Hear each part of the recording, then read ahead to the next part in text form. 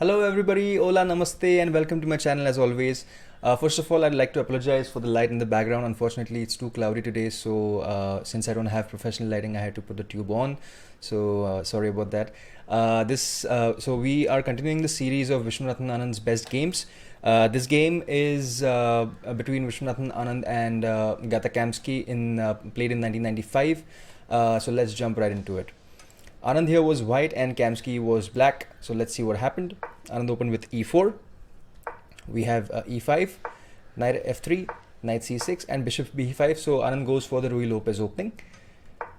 A6, which is called Paul Morphy's defense. Paul Morphy, who's considered one of the greatest chess players who ever lived, used to play this opening against the Ruy Lopez. So the bishop has to go back and knight to f6. Kamsky develops his knight to a good square. Anand castles. We have bishop e7. Now Kamsky just plans to castle his king to safety. And we have rook to e1.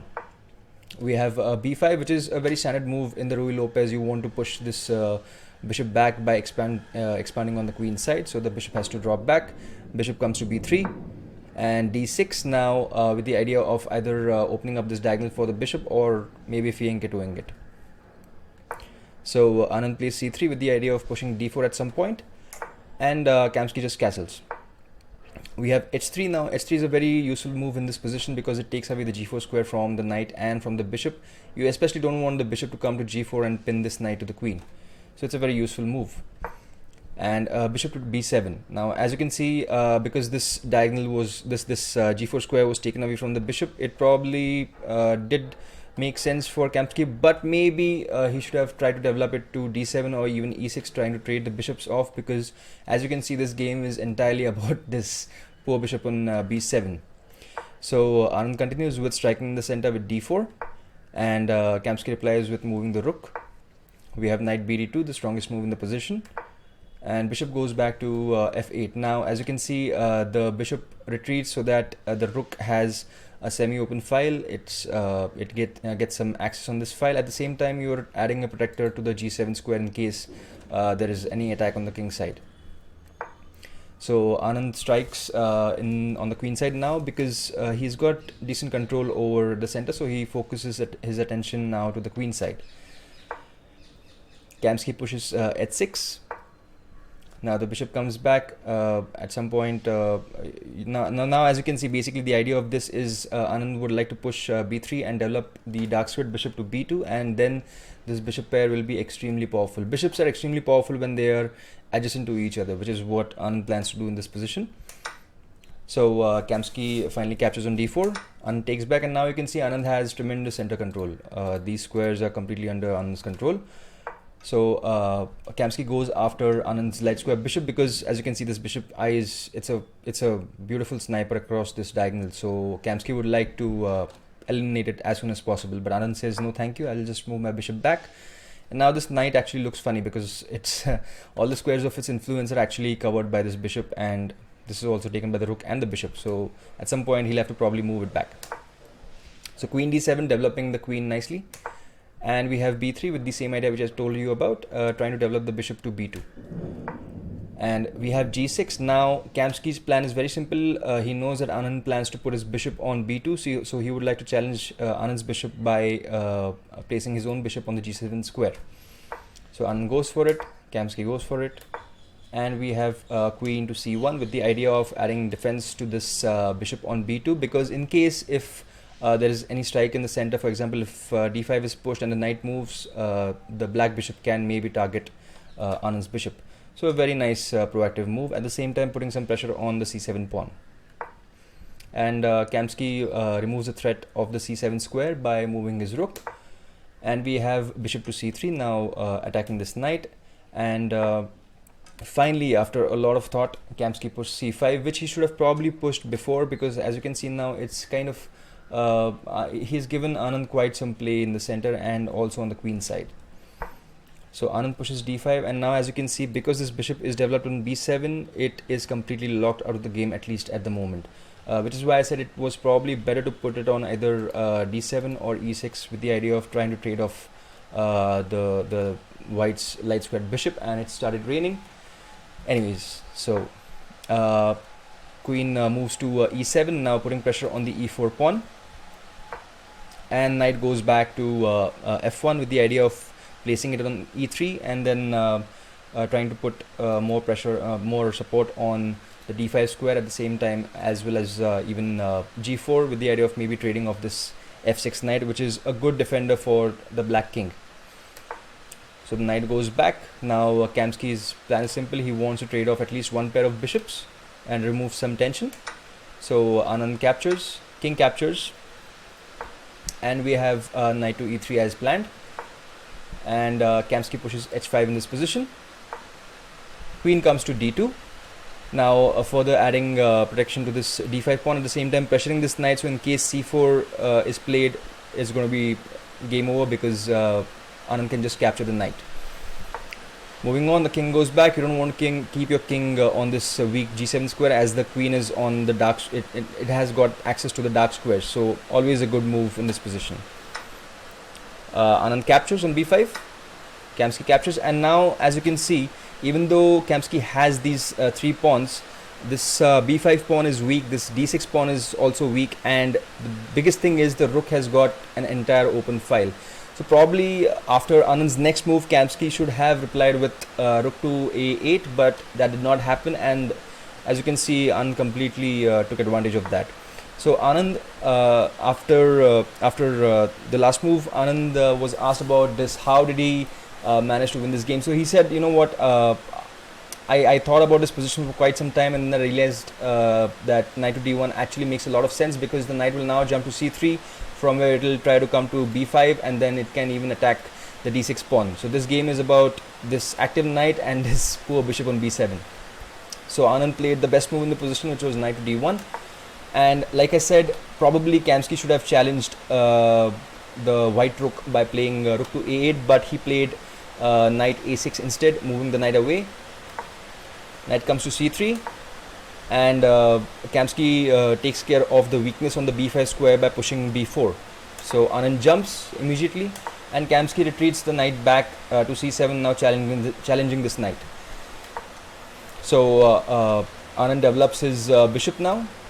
So if Kamsky captures, he can capture back with the bishop, and this bishop is going to be extremely strong as compared to the black bishop on b7. So Kamsky removes the knight, Anand captures back, and rook comes to d8, adding some defense to this d6 pawn. The bishop comes back now, and knight to f6, now again putting pressure on the e4 pawn. And finally Anand infiltrated the position with queen to h6. Now his plan is very simple. He wants to put the knight on g5 and try some checkmating ideas in case this knight ever moves. So queen goes back. Kamsky wanted to offer a trade in this position, but Anand said no thanks, I'm going to just move the queen back, and queen comes to g7 now. Now the queen is doing a pretty decent job of giving protection to the king's side. And finally Anand infiltrates with the rook to a7.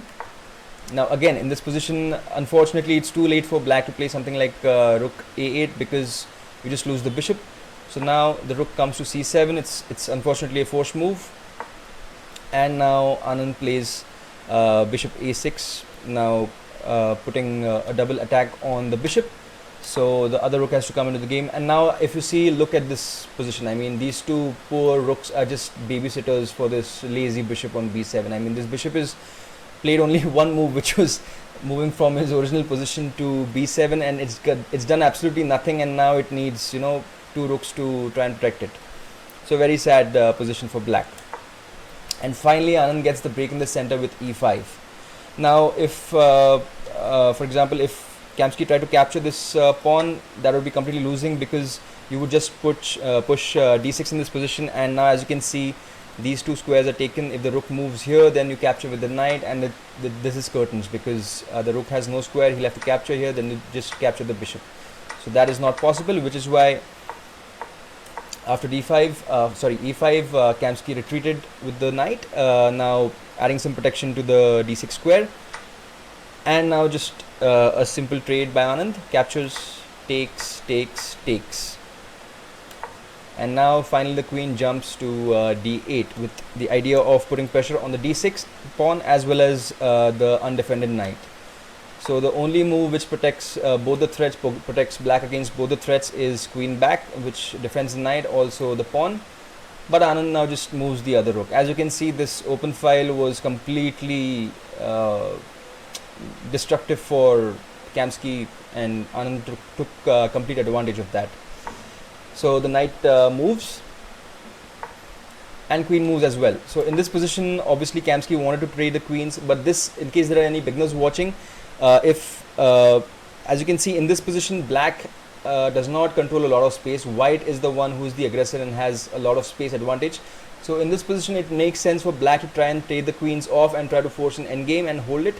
But when you control the space like white does in this case, you should not be trading queens, which is what Anand does. He says, no thank you, I'm just going to move my queen back. Now Kamsky goes to b8 with his queen, with the idea of pushing c4 and then trying to create his own pass pawn. But the d6 pawn was undefended, so Anand just captured it. And now c4. Anand captures, and now he's got 3 central pawns against Kamsky's single pawn. So Kamsky pushes the pawn, rook moves, pushes again, and now queen comes back, with the idea of starting to push his own pawns. Now the rook comes to b3 with the idea of coming to c3 and then giving a check on c1, and then he would get a queen because the rook would have to capture on c1 and then the pawn would promote to a queen. So Anand defends this with queen to d4. Now this square is taken away from the black rook. So the queen comes to guard it. So now again the same idea works. Now black can even try to put the rook on this square. But Anand outsmarts him and plays knight to g5. Now the idea is he wants to plant the queen on f4 and then try to pressure this pawn on f7. So the rook moves and Anand just calmly defends it with queen to f4. Now as you can see, the rook cannot come here because the queen and the rook both protect this c1 square. So finally in this position, Kamsky had to push f5, which I mean is a losing it's a losing move, but there's no other good way to actually defend it. The queen can go back, but then you lose complete initiative in this position. So after this, Anand obviously captured en passant, and Kamsky played knight captures on d5 because as you can see, this pawn cannot capture because the queen hangs.